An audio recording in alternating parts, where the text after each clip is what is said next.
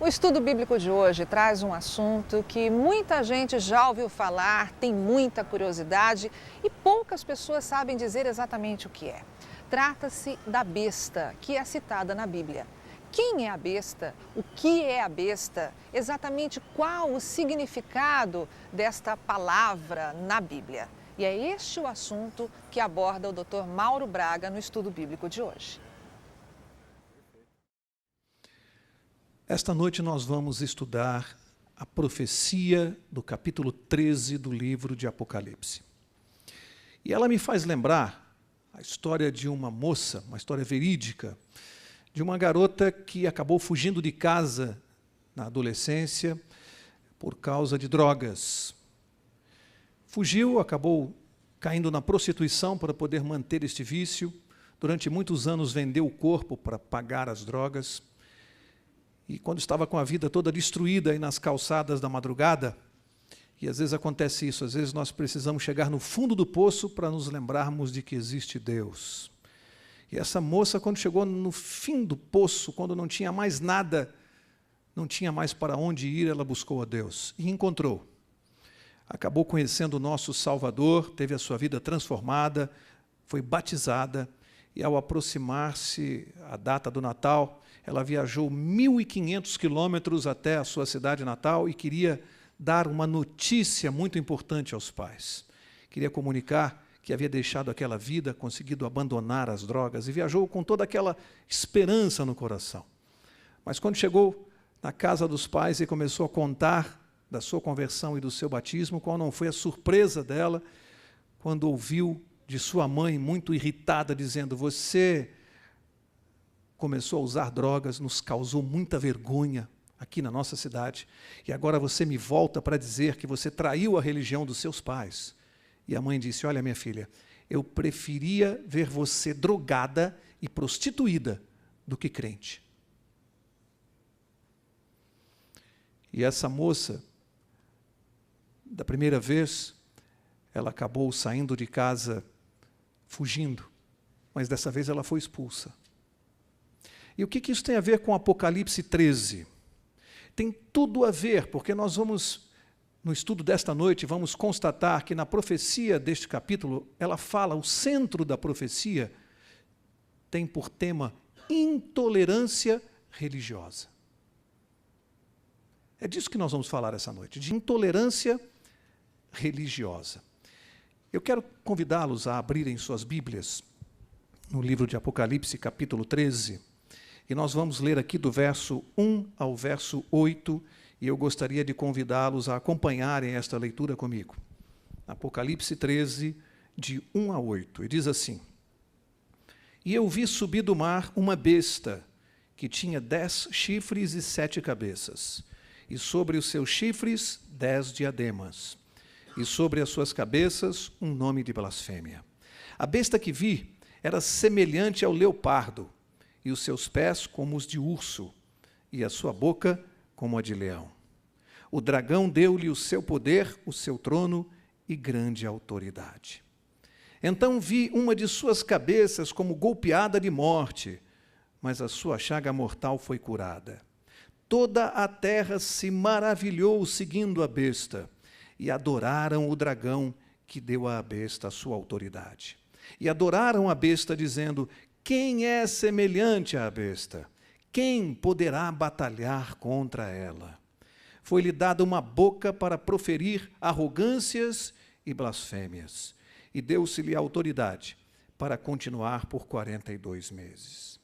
E abriu a sua boca em blasfêmias contra Deus, para blasfemar do seu nome e do seu tabernáculo e dos que habitam no céu. Também foi-lhe permitido fazer guerra aos santos e vencê-los. E deu-se-lhe poder sobre toda a tribo, língua e nação.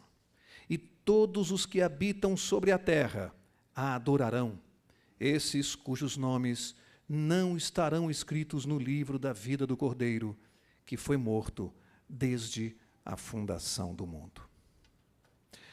Naturalmente que o livro de Apocalipse, ele é cheio de símbolos. Nós vamos estudar apenas alguns.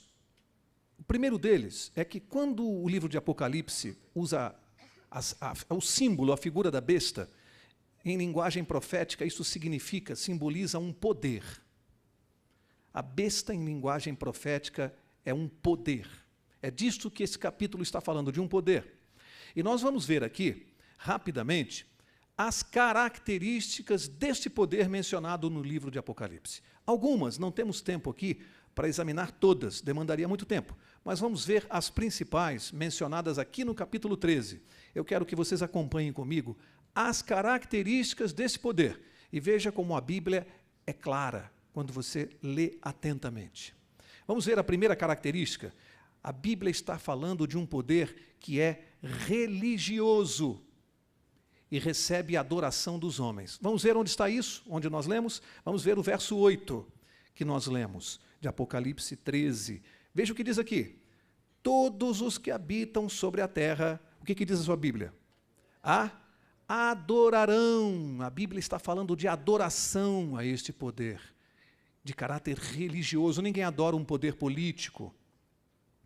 É um poder religioso. Guarda isso, é a primeira característica desse poder, de natureza religiosa, e todos sobre a terra adorarão este poder religioso. Foi a primeira característica profetizada aqui neste livro. Vamos ver a segunda característica. A Bíblia diz que este é um poder, também é um poder político de alcance mundial. Além de religioso, ele também é político e tem uma abrangência mundial. Vamos ver onde está isso, onde lemos? Olha o verso 7. O verso 7 diz assim: também foi-lhe permitido fazer guerra aos santos e vencê-los. Olha só agora. E deu-se-lhe o quê? Poder, em algumas traduções, autoridade, sobre toda tribo, língua e nação. Foi dado a este poder, que além de religioso também é político. Como é que eu sei? Porque ele tem autoridade sobre todos os povos. Além de ser religioso, ele também é político e tem um alcance mundial. Esta é a segunda característica mencionada aqui no livro de Apocalipse. Vamos ver a terceira característica desse poder? Diz que num determinado momento da história, ele perdeu o seu poder, mas depois acabou recuperando. Vamos ver onde está isso? Olha só o verso 3. Diz assim: então vi uma de suas cabeças como golpeada de morte, mas a sua chaga mortal foi, o que diz a sua Bíblia? Curada. Num determinado momento da história, este poder acabou tendo as suas forças diminuídas, mas diz a Bíblia que essa chaga mortal foi curada. Ele readquiriu toda a sua força, todo o seu respeito, a sua admiração mundial. Vamos ver a quarta característica desse poder. Olha só, preste bem atenção. Nenhum estadista ou líder mundial ousa entrar em atrito contra este poder. Quer ver? Onde está? Vamos ver lá. Olha só, o final do verso 3 diz assim: toda a terra se maravilhou seguindo a besta. Preste atenção agora. E adoraram o dragão, que deu à besta a sua autoridade. E adoraram a besta, dizendo: quem é semelhante à besta? Quem poderá batalhar contra ela? Quem terá capacidade de enfrentá-la? Quem teria capacidade ou ousadia de enfrentar este poder? Vamos recapitular até agora? Primeira característica: poder de natureza religiosa. Segunda, além de ser um poder religioso, ele é também político de alcance mundial.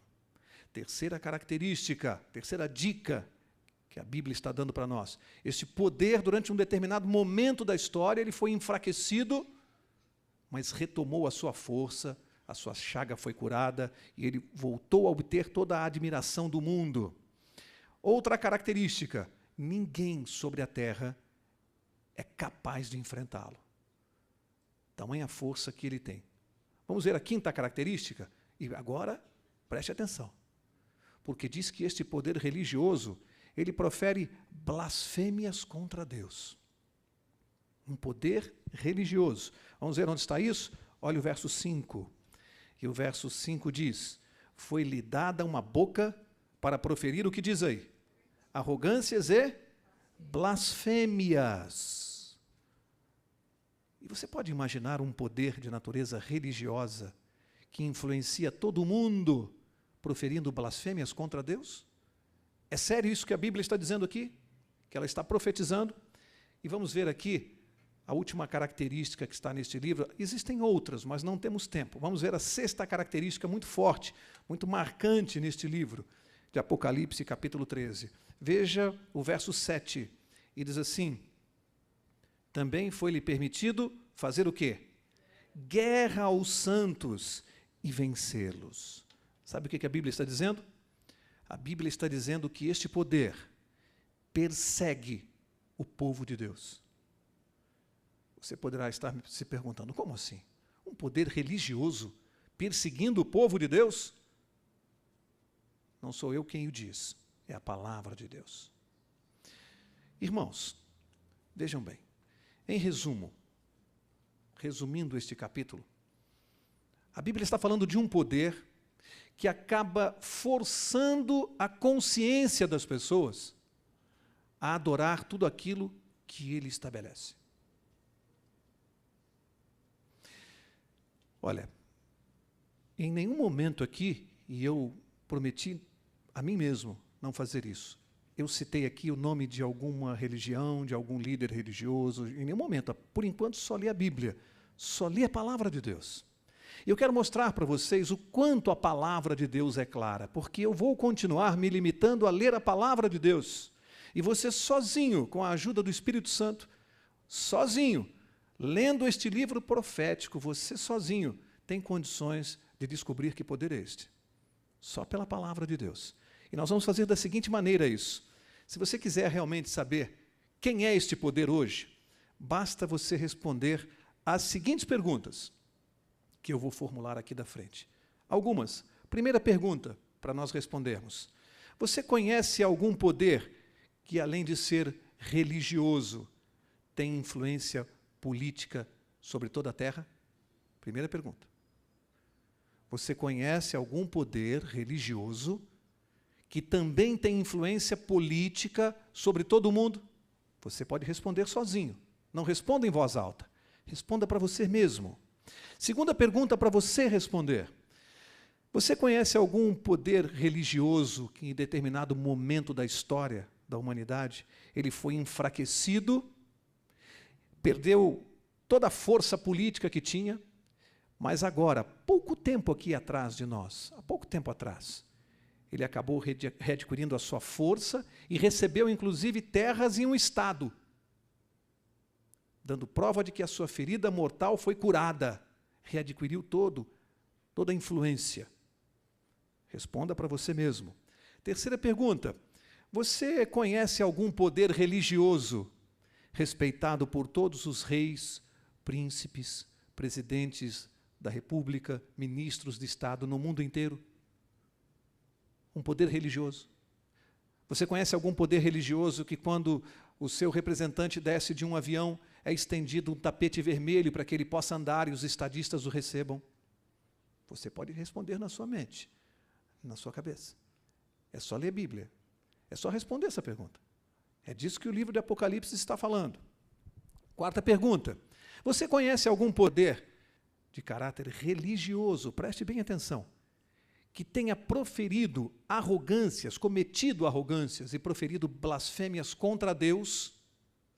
Para que você possa responder essa pergunta, eu preciso mostrar para você na Bíblia o que a Bíblia chama de blasfêmia, para te ajudar. Vamos ver o que a própria Bíblia diz que é blasfêmia? Vem comigo. 2 Tessalonicenses, abre lá, capítulo 2. Vamos ver o que é uma blasfêmia. 2 Tessalonicenses, capítulo 2, eu vou ler aqui o verso 4. Ele se opõe e se levanta contra tudo o que se chama Deus, ou é objeto de culto. Preste atenção. De sorte que se assentará como Deus no templo de Deus, querendo parecer Deus. Você conhece algum poder religioso que tenha se assentado no templo de Deus e que queira tomar o lugar de Deus e diga que é o substituto dele aqui na terra, quer tomar o lugar de Deus, quer se fazer parecer, ser igual a Deus, basta você responder, isso é uma blasfêmia. Vamos ver uma outra blasfêmia. Evangelho de Marcos, capítulo 2. Veja se isto que a Bíblia chama de blasfêmia vem sendo praticado por algum poder religioso que você conheça, que se encaixa aqui na profecia. Livro de Marcos, capítulo 2, vamos ler o que está no verso 7. E diz assim: por que profere este assim blasfêmias? Quem pode perdoar pecados, senão Deus? Sabe o que a Bíblia considera uma blasfêmia? Quando um ser humano diz ter poder e autoridade para perdoar pecados. Biblicamente, isto é uma blasfêmia. Você conhece algum poder religioso que se auto-intitule capaz de perdoar pecados? Vamos ver mais uma blasfêmia de acordo com a Bíblia. Livro de Atos, capítulo 10. Vamos ver mais uma. Existem outras, mas nós não temos tempo. Atos 10. Vou ler o verso 25. Vamos ver o que mais a Bíblia considera blasfêmia. Atos 10, verso 25. Preste bem atenção. Diz assim: entrando Pedro, saiu Cornélio a recebê-lo, e prostrando-se a seus pés, o adorou. Mas Pedro o levantou, dizendo: levanta-te, que eu também sou homem. O que é uma blasfêmia? Você se ajoelhar diante de um ser humano. O próprio apóstolo Pedro disse assim a Cornélio: não, levante-se, que é isso? Fique de pé. Você não pode ficar de joelhos me adorando, eu não sou Deus, eu sou um homem. E o homem não pode ser adorado de joelhos. Isso é uma blasfêmia. Você conhece algum poder religioso que pratique estas coisas? Você mesmo vai respondendo isso aí, mas eu quero mostrar agora a coisa mais importante. Falamos de blasfêmias e arrogâncias. Vamos ver outra. Abre lá no livro de Daniel, profeta Daniel, lá no Velho Testamento, Daniel, capítulo 7. E vamos ver se algum poder chegou a este ponto de arrogância. Um poder, gente, preste atenção, um poder religioso.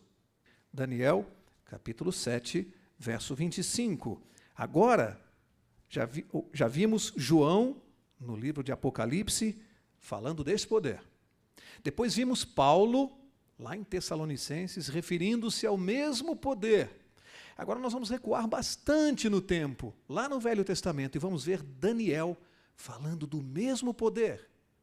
Profeta Daniel, capítulo 7, verso 25, e ele diz assim, que este poder proferirá palavras contra o Altíssimo, destruirá os santos do Altíssimo e cuidará em mudar, o que diz a sua Bíblia? Os tempos e as leis. Percebem como a Bíblia ela se completa? Daniel, muitos séculos antes, já disse o que João ia dizer lá na frente. Primeiro disse que esse poder proferiria palavras contra o Altíssimo. João não disse isso? Blasfêmias contra Deus. Depois disse, o que mais que Daniel falou? Perseguirá os santos do Altíssimo. João não disse isso? Que esse poder perseguiria os santos? Daniel já tinha dito isso. Mas Daniel acrescentou mais um ingrediente aqui quando ele falou de arrogâncias e blasfêmias. Disse que cuidaria em mudar os tempos e as leis. Pergunto, Daniel poderia estar se referindo às leis humanas, dos homens?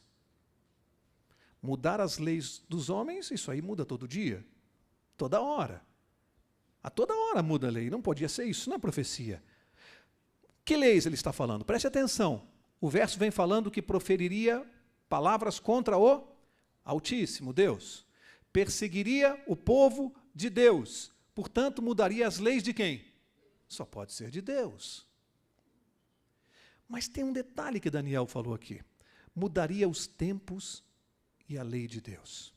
Que coisa impressionante. Você conhece, dentre os 10 mandamentos da lei de Deus, que estão revelados lá em Êxodo 20, você conhece algum dos 10 mandamentos que trate sobre tempo?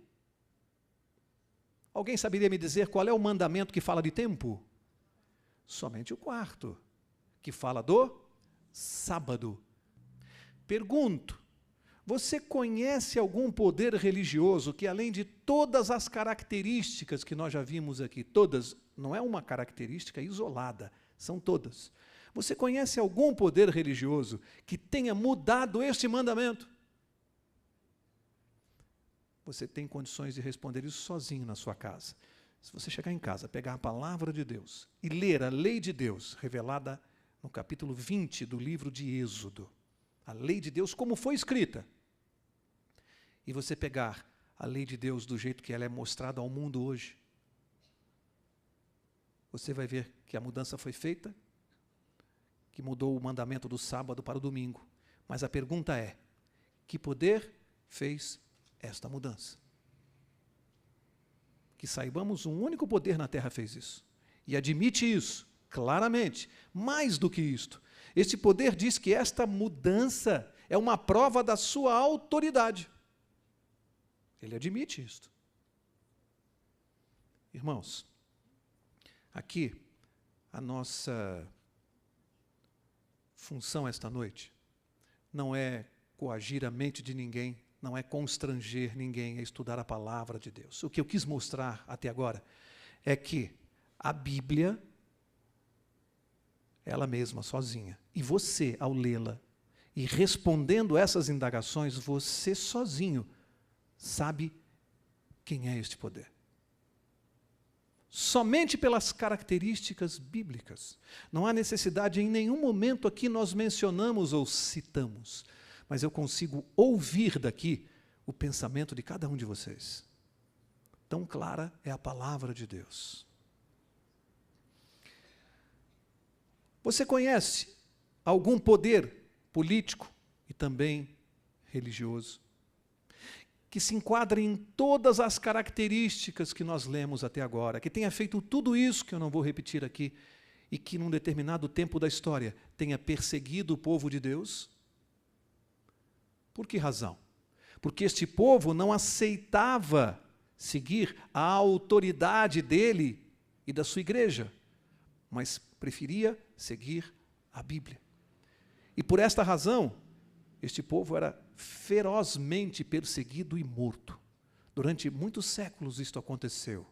Vocês sabem o nome que se deu a esse movimento de perseguição religiosa. Nós estudamos na história, no colégio. Tem um nome que eu não vou mencionar, porque você sabe como se chamou isto na história.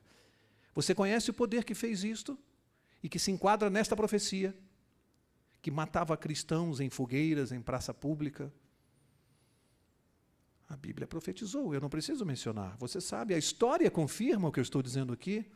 Você é suficientemente inteligente para sozinho e com a palavra de Deus e a influência do Espírito Santo saber exatamente de quem se trata. Só você e Deus. A nossa função aqui, como instrutores bíblicos, é apenas mostrar para você. Olha, vamos voltar para Apocalipse capítulo 13, que eu quero ler aqui a última referência do livro de Apocalipse, no capítulo 13, a respeito desse poder. Apocalipse capítulo 13. Vamos ver aqui uma referência muito conhecida. Apocalipse 13, verso 18.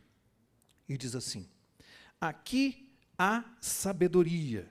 Olha, quando a palavra de Deus diz isso, significa assim, ó, preste atenção. Aqui há sabedoria, aqui é para pensar. Raciocine, pense. Os jovens dizem assim, fica ligado. É isso aqui. Pense. Olha o que a Bíblia vai dizer. Aquele que tem entendimento, calcule o número da besta deste poder, pois é o número de um homem. E aqui diz, o seu número é 666, o famoso 666. Olha, irmãos, eu já ouvi muitas interpretações sobre este número vinculado a pessoas, mas eu confesso aos irmãos que eu prefiro da maneira como vou dizer a vocês. Para entender isso aqui é preciso entender um pouquinho, conhecer um pouquinho de numerologia bíblica. Não esse ocultismo que nós vemos aí fora, não, o significado dos números na Bíblia. E você não vai ter dificuldade ao constatar na Bíblia que o número 7 está diretamente ligado à perfeição de Deus. Ele foi citado 329 vezes na Bíblia, o número 7. Todas elas ligadas a atos de Deus, a sua misericórdia. Exemplo, Deus pediu que guardássemos o 7º dia. O número 7 vem sempre ligado à perfeição, a um ato perfeito de Deus. Em contrapartida, todas as vezes que você encontra o número 6, ele está ligado a um ato humano, da imperfeição do homem. Não é à toa que Deus disse ao homem que ele trabalharia 6 dias. Não é à toa que Deus criou o homem no 6º dia. Esse número vem ligado à imperfeição do homem, mencionado 92 vezes na Bíblia. E olha, que coisa impressionante. Porque o que a Bíblia diz é que este poder, que é humano e não é divino, embora queira se fazer passar por Deus, embora se atribua um caráter divino, ele não o tem. Embora se atribua prerrogativas divinas, ele não as tem. É um poder que se esforça demais, ele tenta ser Deus, ele quer se parecer com Deus, como disse Paulo. Ele se assenta no templo de Deus. Vocês percebem o esforço? É o 6, é o 6, é o 6, é o meia, meia, meia, mas ele não consegue ser 7. É uma dízima periódica, é o esforço humano de tentar chegar a Deus. 6, 6, 6, jamais vai ser 7. Existe um abismo entre a perfeição de Deus, simbolizada no número 7, e a imperfeição do homem, simbolizada no número 6. Há um abismo de distância. E esse poder se esforça, tenta, mas não consegue. Por isso ele é meia, meia, meia e não sai disso. Ele quer se parecer com Deus, mas não consegue. Impressionante isto. Pode fazer o que quiser. Ele pode fazer o que ele quiser, estabelecer o que ele quiser, o que desejar, forçar as pessoas a adorá-lo, pode fazer o que quiser, sempre será um poder humano, jamais divino, por todo o esforço que faça. Sabe, às vezes eu fico pensando, as pessoas crescem na vida, às vezes crescem com as informações que recebem no lar, na família, com as tradições religiosas, e de repente uma noite como esta, acabam vindo a um lugar como este. E eu fico me colocando no lugar dessas pessoas, que se deparam com uma informação que pode, como se fosse retirar o chão debaixo dos pés. É como se retirasse tudo aquilo que você plantou a sua fé, que você acreditou durante toda a vida. E agora nós temos que falar de uma coisa chamada crescimento espiritual. Crescimento espiritual requer decisão. Eu gosto da história daquele jovem que estudava no colégio primário e aprendeu a somar, subtrair, dividir, multiplicar. E de repente foi para o colegial e começou a aprender álgebra, física, trigonometria. E aí foi para a universidade e começou a estudar física nuclear, física espacial. Agora eu pergunto, seria correto ele dizer assim, lá na universidade, quando eu ia no primário, eu estava errado? Ele estava errado? Ele não estava errado, ele apenas estava crescendo. Errado ele estaria se chegasse na universidade e ele dissesse assim, eu já conheço conta de somar, de subtrair, não preciso aprender física. Aí ele está errado, porque ele não quer crescer, ele não quer conhecer a verdade, ele não quer evoluir. Aí ele estaria errado. Mas o fato da verdade chegar a você e você crescer espiritualmente, não há nada de errado nisso, isso é crescimento espiritual. Ninguém está errado ao receber mais informação do que tinha. Você não estava errado, você estava crescendo. E você chega aqui a esta noite e descobre que a revelação de Deus, ela é eterna. Estaremos sempre aprendendo com Deus. Eu quero encerrar. Como eu gosto da história do filho menor do pastor Bulhon. Eu acho essa história linda, porque ele conta que o filho menor dele, o garoto dele menor, quando nasceu, quando tinha 1 ano de idade, ganhou do pai um canguru de plástico. Bichinho de plástico, barato. Mas o menino adorava aquele brinquedo. Para onde ia, ele carregava o seu canguru de plástico. Para cima e para baixo. Ganhava outros brinquedos, brinquedos mais caros, mas ele não abandonava o seu canguru. E assim ele foi crescendo, e aquele era o brinquedo que ele mais gostava.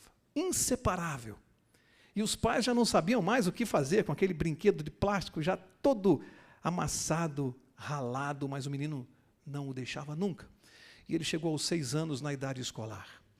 E no primeiro dia de aula, estava ele pronto para que o pai pudesse levá-lo, banho tomado, de uniforme, a sua mochila, e debaixo do braço o seu canguru de plástico.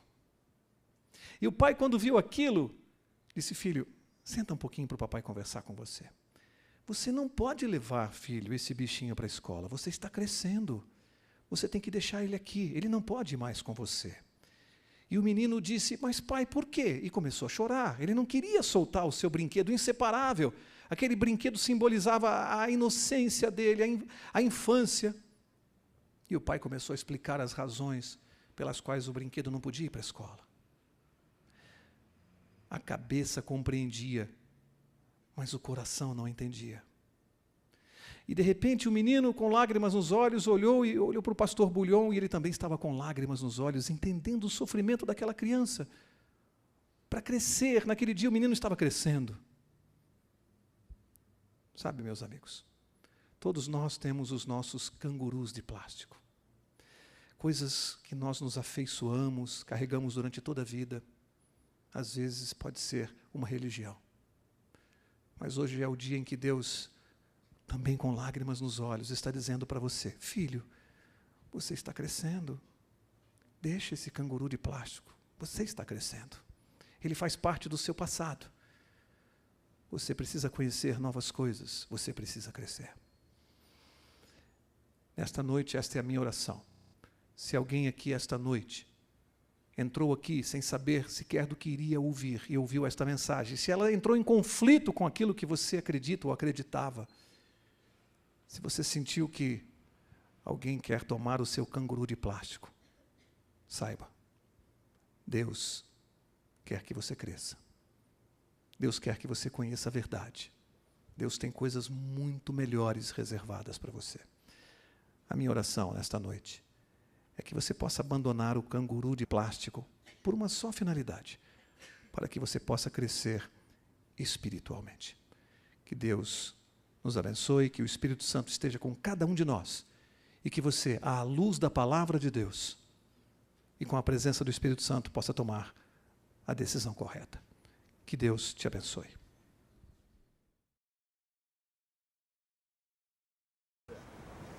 A Bíblia traz assuntos interessantíssimos que dizem respeito ao nosso cotidiano, à nossa vida. E se você tem alguma dúvida, restou alguma dúvida sobre o assunto tratado nesta aula, entre em contato através do e-mail que aparece na sua tela. Até a próxima!